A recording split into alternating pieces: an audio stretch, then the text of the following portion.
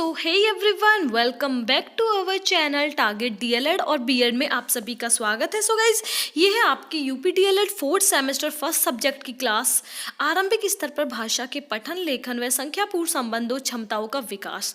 ये है हमारी फर्स्ट सब्जेक्ट की फिफ्थ क्लास है, जिसमें हम डिस्कस करने वाले हैं कविता, कहानियाँ, लोक गीतों आदि में निहित भावों का वर्णन, जिसमें हम कविता की डेफिनेशन, कहानियों की डेफिनेशन, काव्य, ये सारी चीज़ों के बारे में डिस्कस करेंगे। और अगर आप सभी को चैनल अच्छा लगता है मेरा तो ज़रूर सब्सक्राइब करें और वीडियो के स्टार्टिंग से वॉच करें कंप्लीट।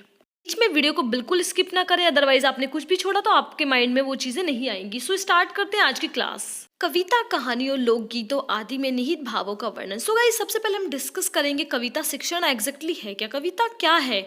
हिंदी में काव्य, पद्य और कविता के पर्यायवाची शब्द के रूप में प्रयोग किए जाते हैं, पर इनमें थोड़ा भेद होता है। गाइस, आप काव्य बोलो, पद बोलो, कविता बोलो, वो आपके पर्यायवाची शब्द के रूप में ही प्रयोग होती है। इसका मतलब ये है, यहाँ पर लिखा हुआ है काव्य शब्द संस्कृत भाषा का अपना शब्द है और उसमें इस शब्द का प्रयोग साहित्य के लिए होता है। सांस्कृतिक या संस्कृत बोले आप, संस्कृत में साहित्य के दो भेद किए गए हैं, पद्य काव्य और गद्य काव्य। पद्य का अर्थ होता है छंदोबद्ध रचना से होता है। इस छंदोबद्ध का मतलब होता है जो छंद से परिपूर्ण होती है, उस रचना को या उस रचना से होता है, ये हमारी काव्य कहलाती है। अगली नेक्स्ट टॉपिक है हमारा, जिसमें हमें बहुत सारी डेफिनेशन दी हुई है, सो वो भी हम डिस्कस कर लेते हैं। सो यहाँ देखते हैं फर्स्टली आपकी डेफिनेशन, पद से कविता उस अर्थ में भिन्न होती है कि कविता छंदोबद्ध हो सकती है और छंद रहित भी हो सकती है। छंदोबद्ध का मैंने आप सभी को मीनिंग पहले ही बता दिया, छंद से रहित होती है, ठीक है। एक अन्य काव्य भी है जिसे हम किसके नाम से जानते हैं, चंपू काव्य के नाम से। आपके एमसीक्यू में भी पूछा जा सकता है, तो आप लोग को सिर्फ चंपू काव्य ही लिखना है। इसमें गद्य और पद दोनों शामिल होते हैं। मतलब क्या है, इसमें गद्य भी शामिल होगा आपका और पद भी शामिल होगा। यानी गाइस, गद्य बोलते हैं और पद बोलते हैं, यानी प्रोज और पोएट्री में जो आपके शामिल होते हैं काव्य, उन्हें हम बोलते हैं चंपू काव्य, ठीक है। अब हम जानेंगे कविता का अर्थ एवं परिभाषा। मनुष्य संवेदनशील एवं चेतना संपन्न प्राणी है।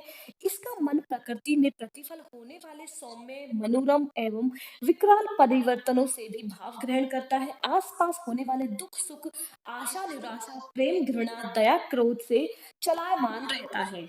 गाइस, मैं आपको यहाँ डिफाइन करने की कोशिश कर रही हूँ कि हम कविता का अगर अर्थ आए तो हम लोग कैसे लिख सकते हैं। फर्स्ट आप लिख सकते हैं, मनुष्य संवेदनशील एवं यानी कि चेतना संपन्न प्राणी होता है। उसके मन प्रकृति में प्रतिफल होने वाले जैसे सौम्य, मनोरम, विकराल परिवर्तन से भी भाव ग्रहण करता है। जैसे आसपास होने वाले दुख सुख हो, निराशा और आशा हो, इसकी बात करूँ, प्रेम और घृणा की बात करूँ, दया क्रोध की बात करूँ, तो इन सब में उसका मन रहता ही है या चलायमान रहता है, ठीक है।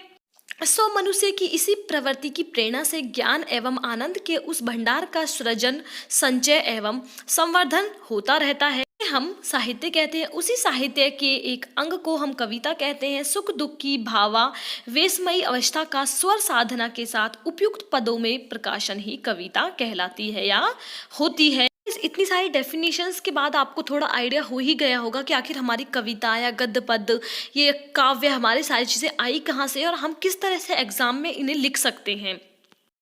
आगे देखते हैं, यहाँ पर लिखा है, आचार्य कुंतक ने वक्रोक्ति काव्य जीवितम कहकर कविता को परिभाषित किया। यानी कि अगर आपसे एमसीक्यू में पूछा जा सकता है आचार्य कुंतक ने कविता को क्या कहकर परिभाषित किया, तो आपको ये शब्द जरूर मिलेगा एमसीक्यू में, वक्रोक्ति काव्य जीवितम कहकर उन्होंने कविता को परिभाषित किया।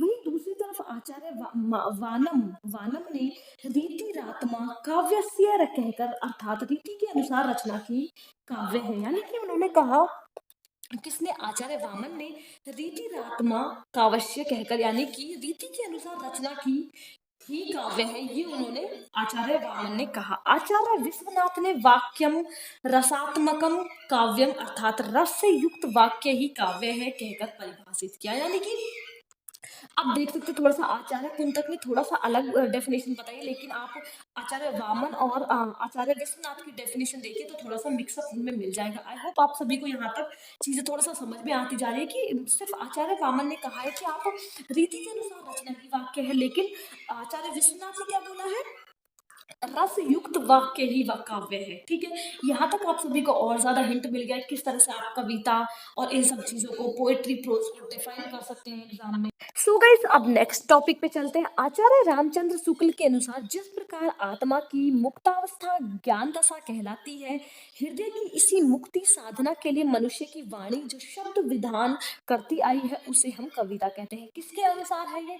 आचार्य रामचंद्र शुक्ल के अनुसार। एग्जाम में आपसे पूछा जा सकता है आपके पोएट्स के अकॉर्डिंग जो भी है कि आपके कवियों के अकॉर्डिंग की कविता क्या है, तो आपको ये सारी चीजें अच्छे से याद कर लेनी। यहाँ मैथ्यू आर्नोल्ड क्या बोलते हैं? कविता के मूल में जीवन की आलोचना है। ठीक है, डेनसेले के मतानुसार कविता क्या है? कविता कल्पना की अभिव्यक्ति है। यानी कविता कल्पना की अभिव्यक्ति, रिप्रेजेंटेशन ऑफ इमेजिनेशन, जो आप इमेजिन कर रहे हैं उसको आप रिप्रेजेंट कर रहे हैं, उसी को शैली के मतानुसार अनुसार कविता हम लोग बोलते हैं।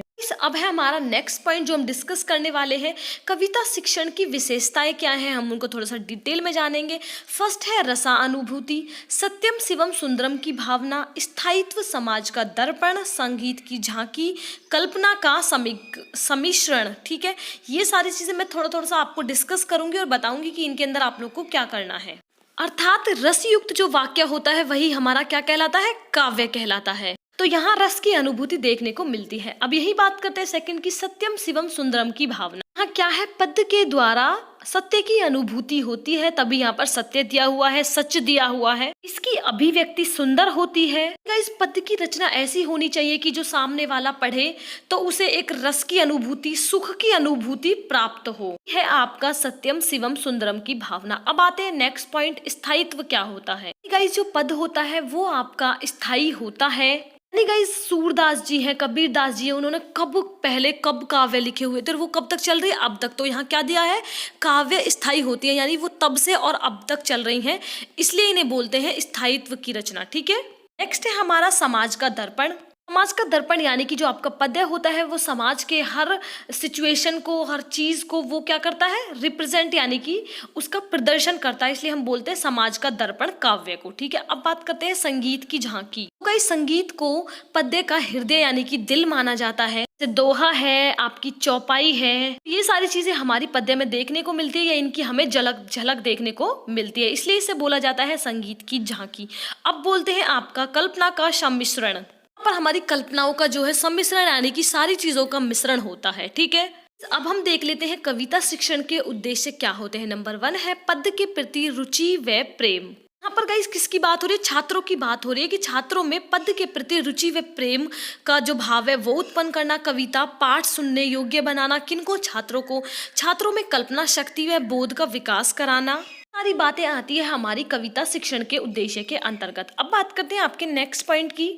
अब हम थोड़ा सा जानते हैं कविता शिक्षण का महत्व आखिर हमें क्यों पढ़ा या क्यों होना चाहिए।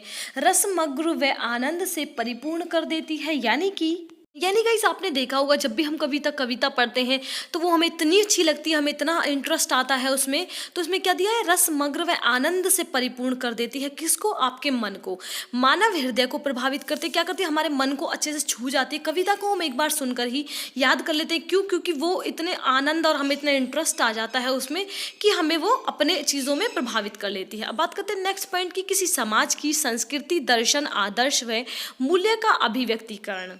समाज की संस्कृति, दर्शन, आदर्श व मूल्यों को क्या करते हैं? वो अभिव्यक्त कर रहे होते हैं। ये है आपका कविता शिक्षण का महत्व। यहाँ आपकी ये वाली क्लास खत्म होती है। आज हमने डिस्कस किया है कविता का अर्थ, कहानी, उपयोगिता, तत्व, महत्व आदि।